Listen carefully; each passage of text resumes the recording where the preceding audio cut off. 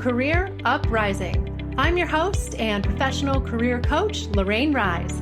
Join me as I guide you through an amazing journey of self-discovery and empowerment. If you are looking for work, changing careers, or stuck in a toxic job, then this is the show for you.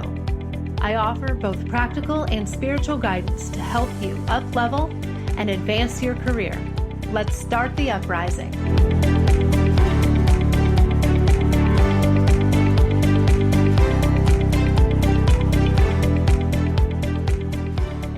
Hey everyone, you are listening to episode 114, Break into a New Industry. Hey everyone, welcome back to another episode of Career Uprising. Take a moment, please, to give this show a rating and review on Apple or however you like to listen. I appreciate it greatly. And what goes around comes around. So it's a good thing to do. So I appreciate you finding me today. I'm Lorraine Rise, as you might know, your host of this show for the last 4 years almost. And I'm feeling fabulous. A little overwhelmed. It's a very, very busy time to be a career coach. The business has never been better. I'm happy to report. So it's exciting, but there is a lot going on for me right now. 2022 is off to just an incredible start. And this month in particular is very important. Lots of good energy in this month, especially from a numerology standpoint with all the twos. We've got February 2/22, February 2nd. And then we've got 2022, lots of twos. So that is a powerful month from an energy standpoint. This is a great month to really take action on your goals and your plans. And I am certainly capitalizing on that myself. So like I said, the business is just booming. It's exciting. I'm actually training coaches on my team. I've had resume writers who have done a phenomenal job supporting me for a couple of years now. But it's really time to up level and grow even more. I've always reserved the coaching for just myself, but you know what?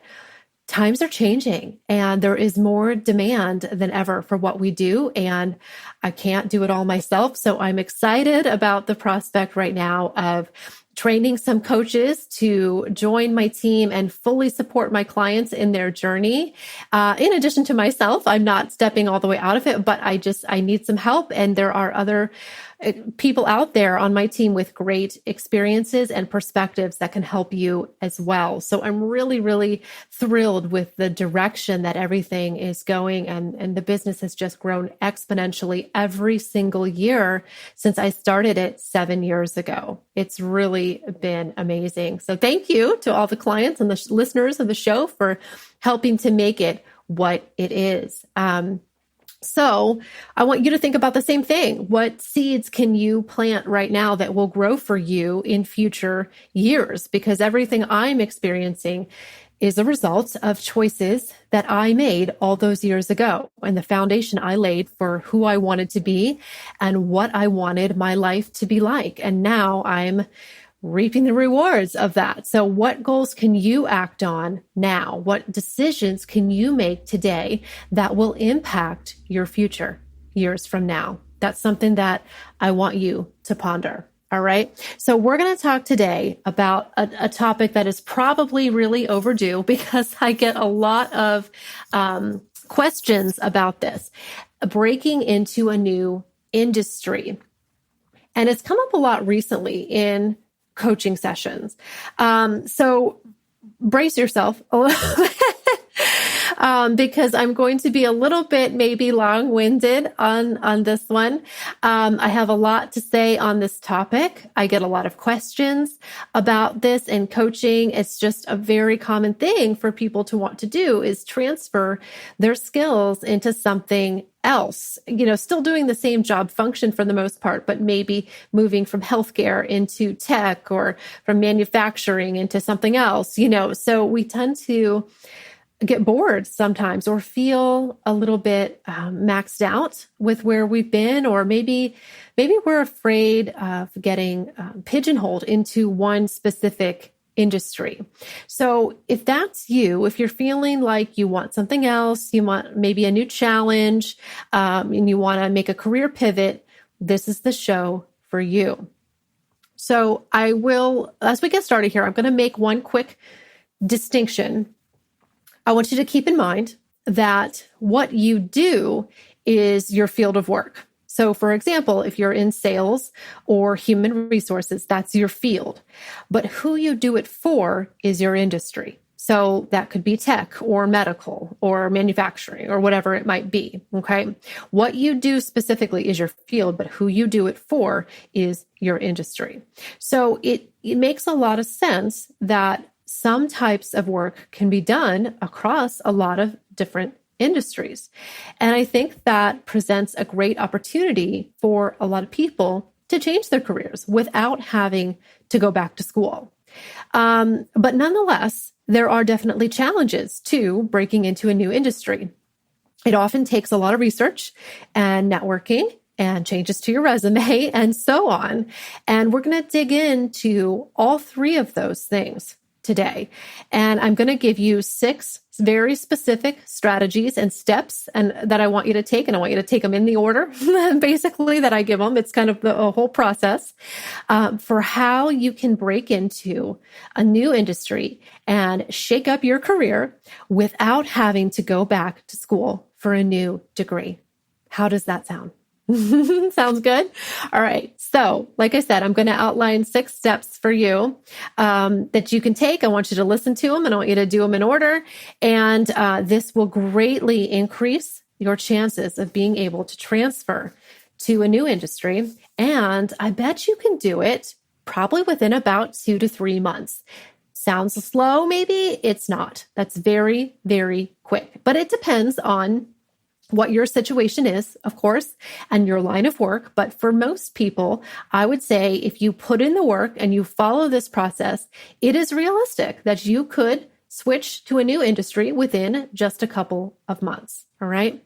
People do it every day. And this is kind of what I call a career pivot, not necessarily a full-blown career change. To me, a full-blown career change is when you're like going back to school and you're totally changing the job function and field that you're in. Okay.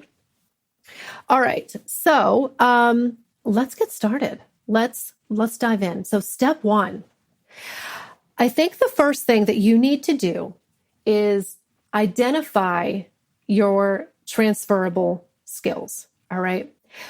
And I know we hear this phrase a lot. It's probably kind of worn out, transferable skills. But really think about this. What knowledge and what skills have you amassed that would still be relevant in a new industry? And get specific. Think about examples. So here's just a few of examples of highly transferable skills. A lot of people in project management is one, business development, relationship building, writing and communication. Those are just a few. There's dozens and dozens more. Many of these things can be done across a lot of different industries.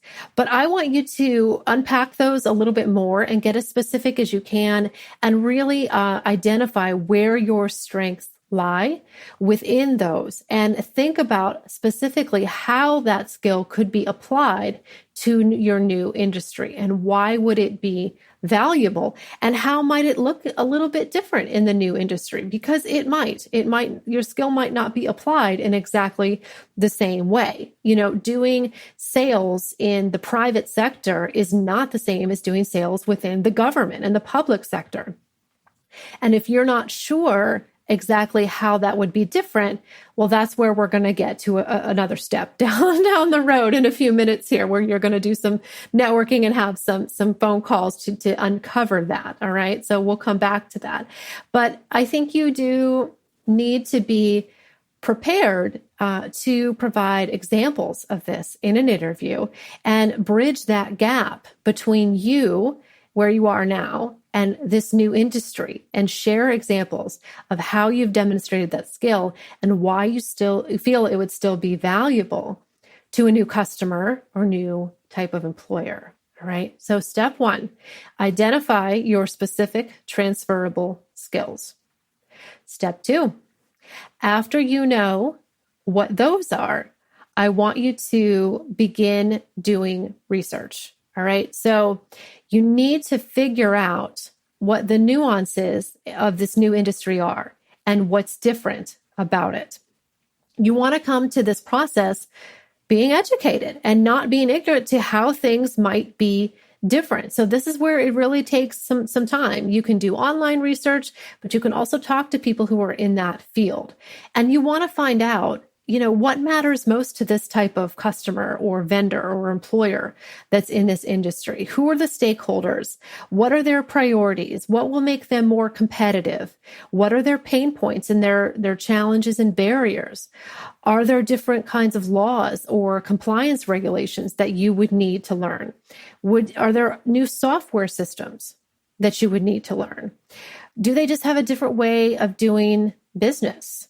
There's a lot of questions that you want to educate yourself on. Okay, so a lot of these things too can be pretty easily learned and obtained. There's online courses that you can take, and we'll get to more about that in a minute as well. But start doing some online research. You can read industry blogs and journals, and stay up to date with what is going on in this new industry you want to be with. What companies are emerging? Who are the movers and shakers? What are the most critical industries? Just start educating yourself and immersing yourself in this new industry, like you're studying it for school, but it can be fun because it's your target and your goal. It's exciting. It's like a new challenge, right? So start immersing yourself in this new industry and start with some online research and reading and maybe even joining some groups on LinkedIn or other websites where you can start connecting with people in this new industry. Okay. All right. So we have a lot more. That was just the first 2 steps. We still have 4 more, but let's just pause for a quick moment and take a quick commercial break. There's a lot more. We're going to pick right back up with steps 4 through 6 of how you can break into a new industry. We'll be right back.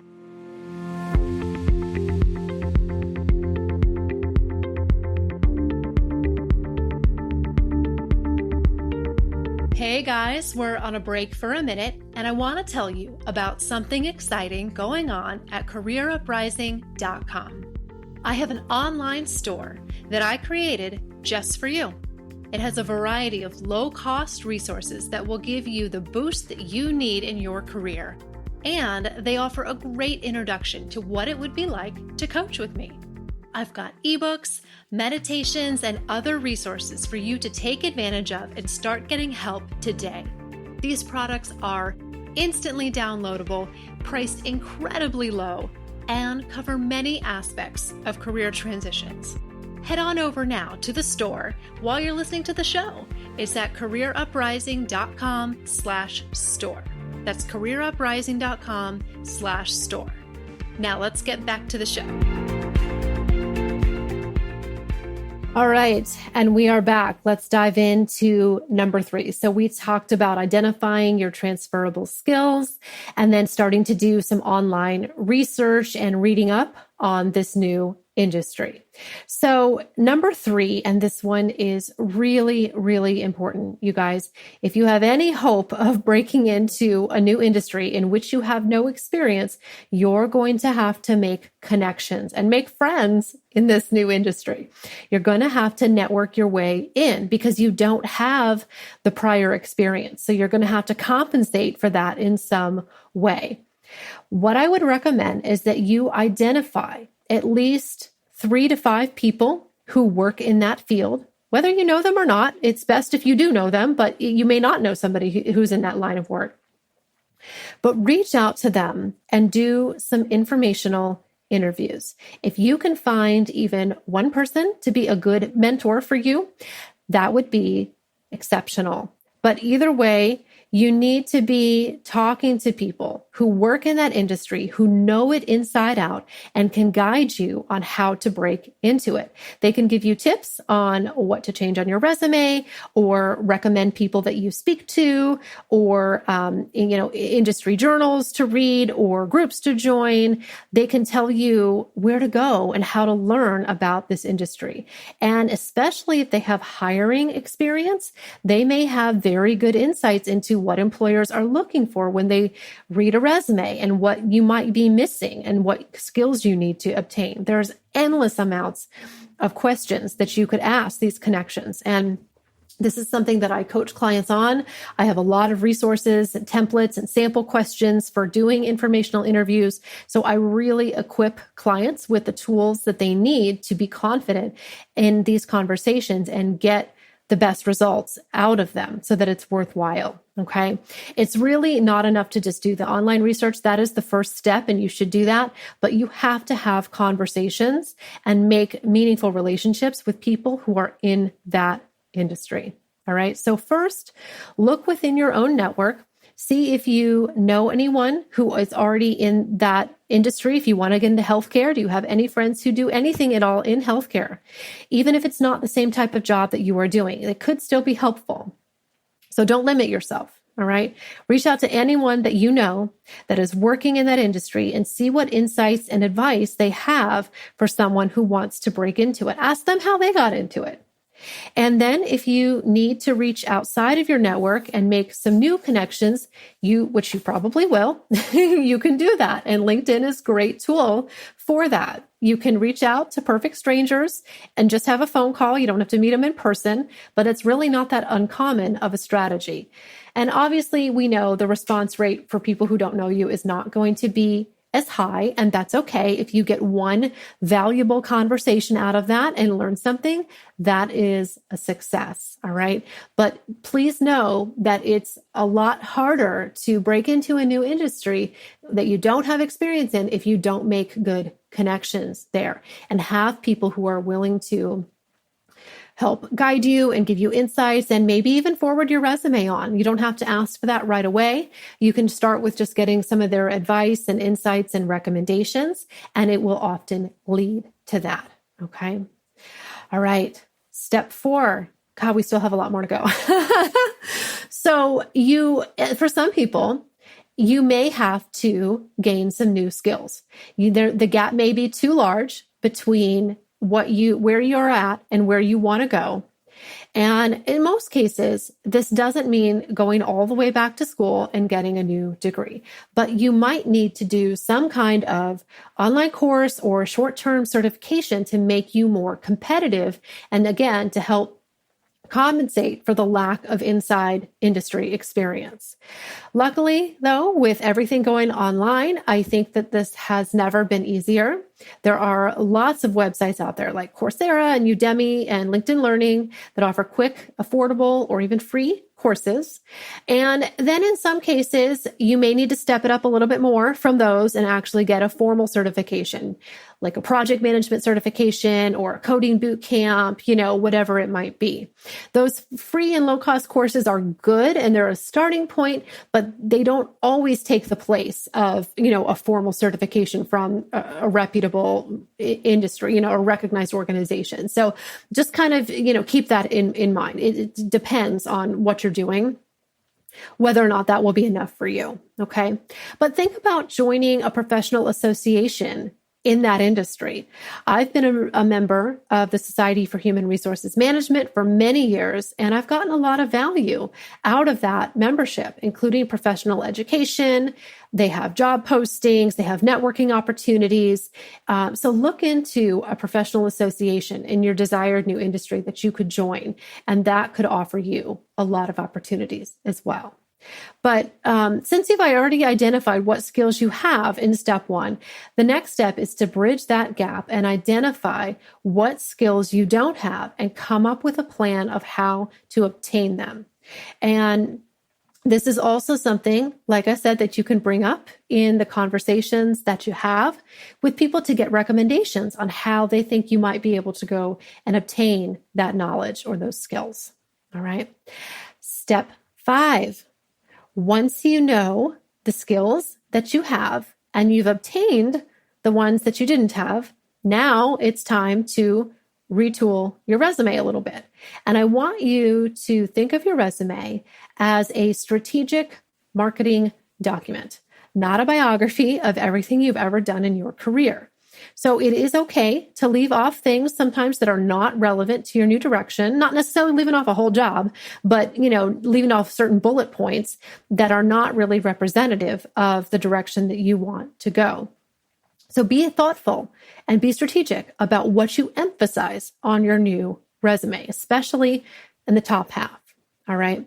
That part is going to get read more than anything. So make sure that your headline and the key skills that you showcase are the strongest ones that are the most relevant to your new direction.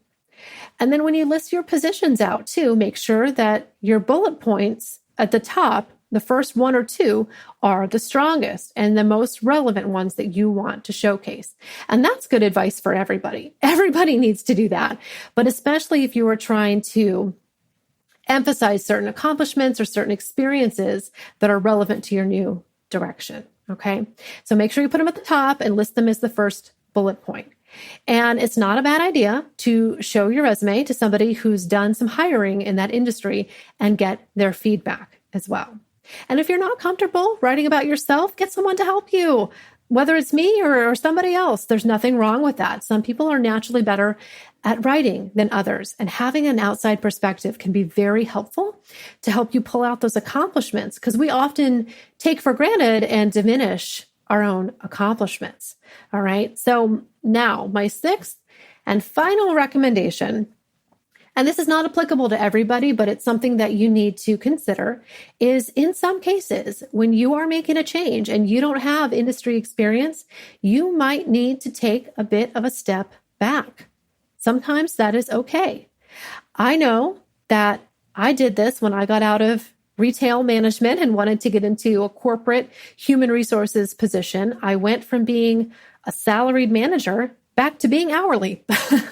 But I was thrilled because I knew I was forging a new path and gaining great experience that would help me in the long run.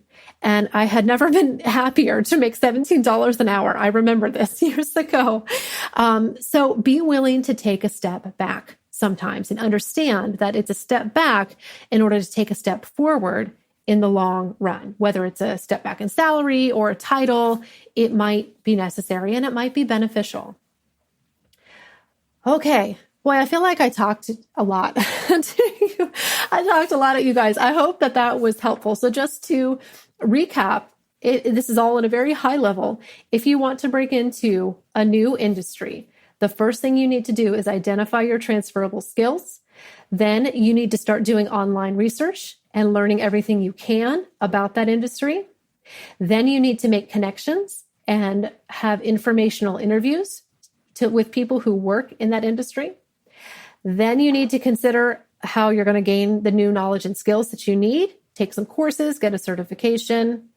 Then you need to retool your resume and make sure it reflects your new direction.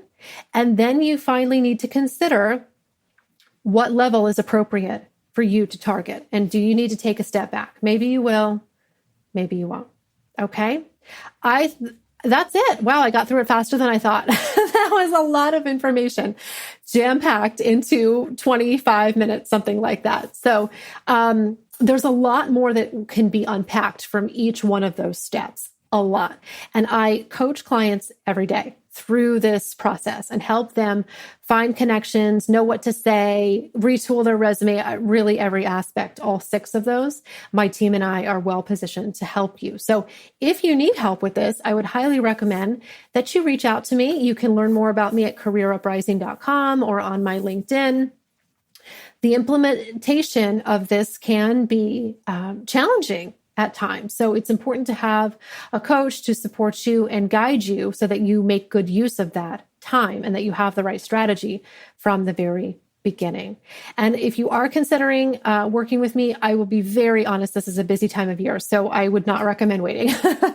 I might not be able to get you in for, a couple of weeks. So reach out now, and I'd love to hear from you. And if you ever just want to email me too, you can do that, Lorraine@careeruprising.com.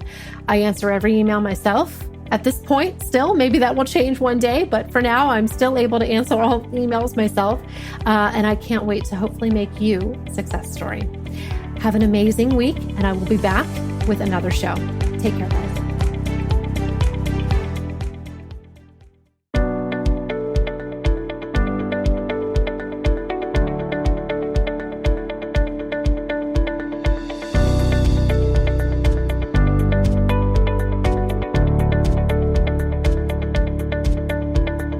That's it for today's show. Thank you so much for listening. If you like what you heard today, please consider giving the show a positive review on iTunes. It would mean a lot to me, and it would help to spread the word so that others can learn about the show. Thanks again for tuning in, and I can't wait to connect with you again next time on Career Uprising. This show is brought to you by InflowRadio.com, the best curated talk radio network for personal development, wellness, spirituality, and conscious business.